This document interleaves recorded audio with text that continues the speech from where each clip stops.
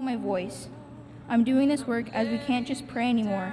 We must do something, and we need to do it now. I need to get right into this message so you feel where I'm coming from.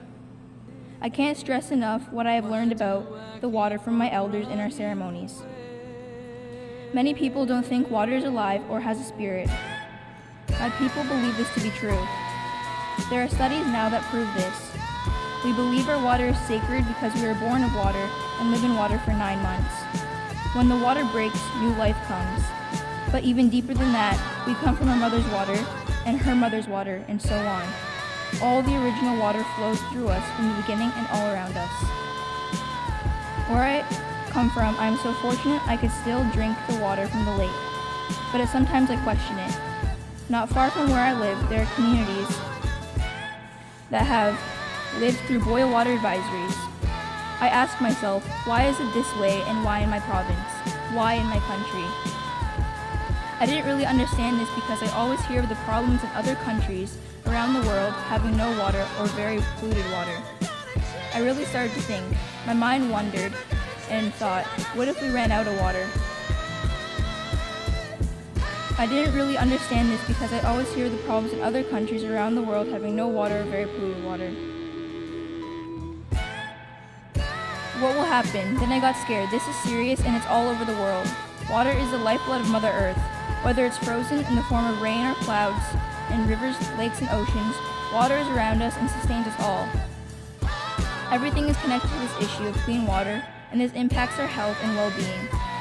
These thoughts bring me to a story shared by my grandfather about the world in our language that says, Ode Nung. We use this word when we say we are going to town or the city, but it really means where your heart is. My heart is in our land and our water. My heart is where I come from. Ask yourself where your heart is. Where is your spirit? My heart and spirit is where my community is and where my ancestors are buried, where the water is fresh and I can drink from the lake. My grandfather told me to remind everyone where your heart is, as we need our land to live, and we can't be here without the land and the water. We are all connected. My heart is not for sale, and neither is our water and our lands. So now, here we are all together on March 22nd on World Water Day at the United Nations. We are here to launch the International Decade for Action, Water for Sustainable Development. My first thought is I will be 23 years old in 2028. In my mind, I have taken a photo of where we are today, where we are at with various issues surrounding our water. My snapshot doesn't feel good in terms of pollution, climate change, pipelines breaking, recycling, sanitation, poverty, hunger, and illnesses related to these issues. All I can do is keep helping my auntie educate others and share a story of how we need to respect Mother Earth and need to honor our sacred water. One day, I will be an ancestor, and I want my great-grandchildren to know I tried hard to fight so they can have clean drinking water.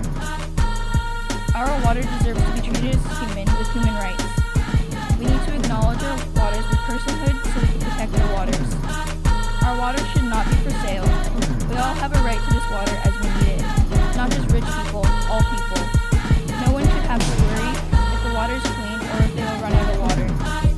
No child should grow up not knowing what clean water is, or never knowing what running water is. Mr. President, we need to work together. Now is the time to warrior up and empower each other to take a stand for our planet. We need to sustain the little we have now and develop ways not to pollute the environment and sustain relationships with Mother Earth and save what we have left. I hope to keep my heart in a good place so I can come back and see how much we all have improved with our promise to Mother Earth. Let's not let water and Mother Earth down.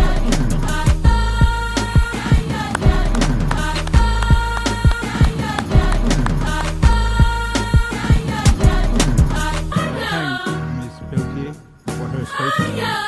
The opening segment of the high-level event is now concluded.